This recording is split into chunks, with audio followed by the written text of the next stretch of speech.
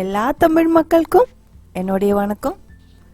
இன்னைக்கு நம்ம கேரளா சமையல் பார்க்க போகிறது ஒரு வெஜ் குழம்பு ரெசிபி தான். முருங்கைக்காய் கூடவே பலாப்பழ கொட்டை, ஜாக்ஃப்ரூட் சீடு இருக்கு இல்லைங்களா, அதுதான் மலையாளத்தில் அதுக்கு சக்கக்குருன்னு சொல்லுவாங்க. முருங்கைக்காய் சக்கக்குரு தேங்காய் அரைச்ச குழம்பு தான் செய்கிறேன். சாப்பாடுக்கு சூப்பரான சைட் டிஷ் தான் இது. எப்படி செய்கிறேன்னு பார்த்துட்டு வரலாம். பாருங்க, நான் இங்கே ஒரு 4 முருங்கைக்காய், கொஞ்சம் பலாப்பழ கொட்டை, சின்ன 2 தக்காளி, பெருசாக இருந்தால் 1 போதும், பச்சை மிளகாய் ஒரு 2 இல்லை 3, காரத்துக்கு தகுந்த மாதிரி. முதல்ல நமக்கு இந்த ஜாக் ஃப்ரூட் சீடோட தோல் எடுத்துக்கலாம்.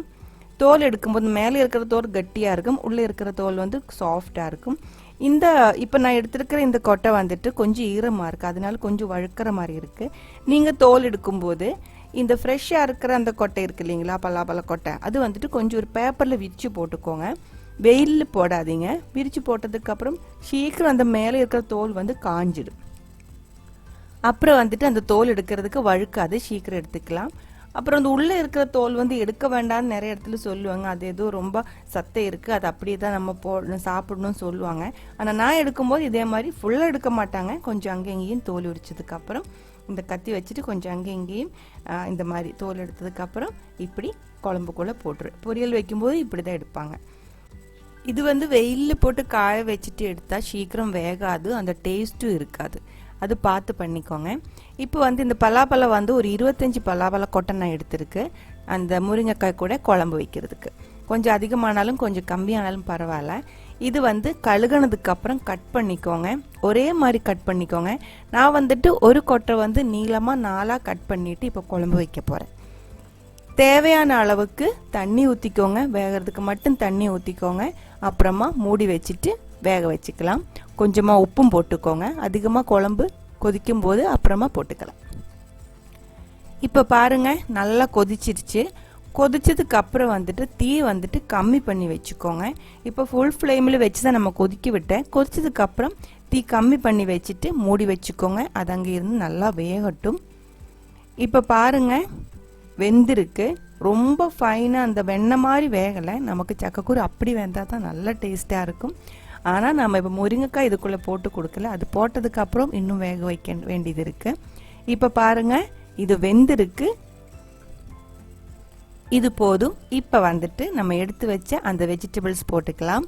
முருங்கைக்காய், தக்காளி, பச்சை மிளகாய். முருங்கைக்காய் இப்போ நான் 4 எடுத்துருக்கு. நீங்கள் 1 கம்மியாக எடுத்தால் கூட பரவாயில்ல. இப்போ தேவையான அளவுக்கு தண்ணி ஊற்றிக்கோங்க. இந்த வெஜிடபிள்ஸ் எல்லாமே வேகிறதுக்கு தண்ணி ஊற்றிக்கோங்க. முருங்கைக்காயோட சேர்த்து முதல்ல இந்த கொட்டை பலாப்பழ கொட்டை வேக வச்ச முருங்கைக்காய் சீக்கிரம் வெந்து போயிடும். அதனால தான் கொட்டை முதல்ல வேக வச்சேன். இப்போ முருங்கைக்காய் சீக்கிரம் வெந்துடும். இந்த வெஜிடபிள்ஸும் அதே மாதிரி நல்லா கொதிச்சதுக்கப்புறம் சிம்மில் வச்சுக்கோங்க.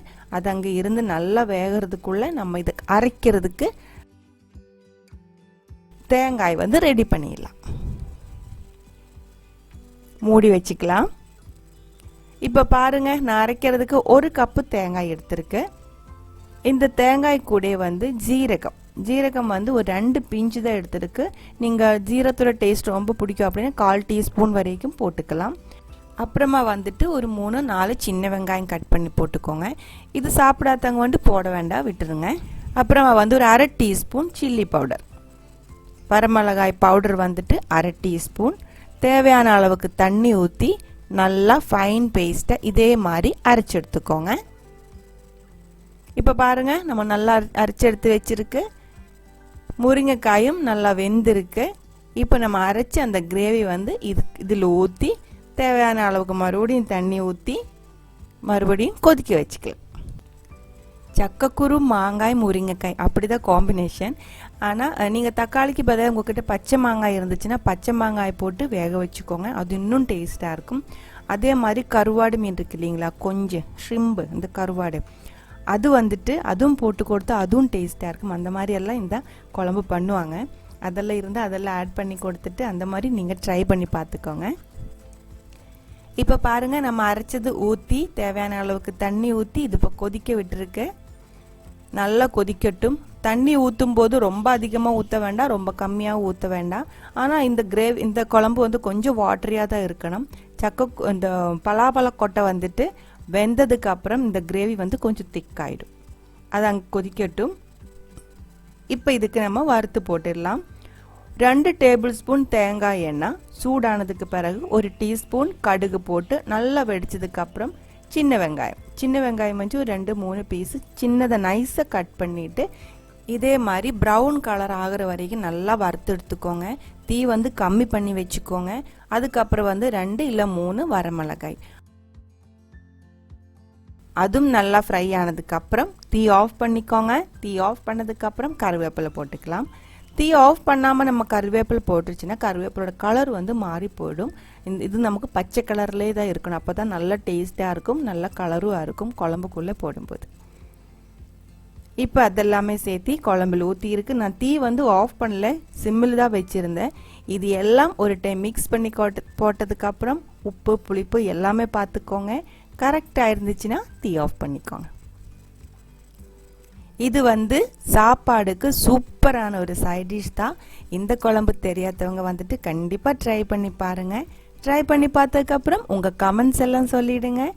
இந்த சமையல் பிடிக்கிற ஃப்ரெண்ட்ஸுக்கு ஷேர் பண்ணி விட்டுக்கோங்க. நீங்கள் இதுவரைக்கும் கேரளா சமையலுக்கு கொடுத்துட்டு இருக்கிற சப்போர்ட்டுக்கு ரொம்ப ரொம்ப நன்றி. உடனே பார்க்கலாம் இன்னொரு ரெசிபியோட.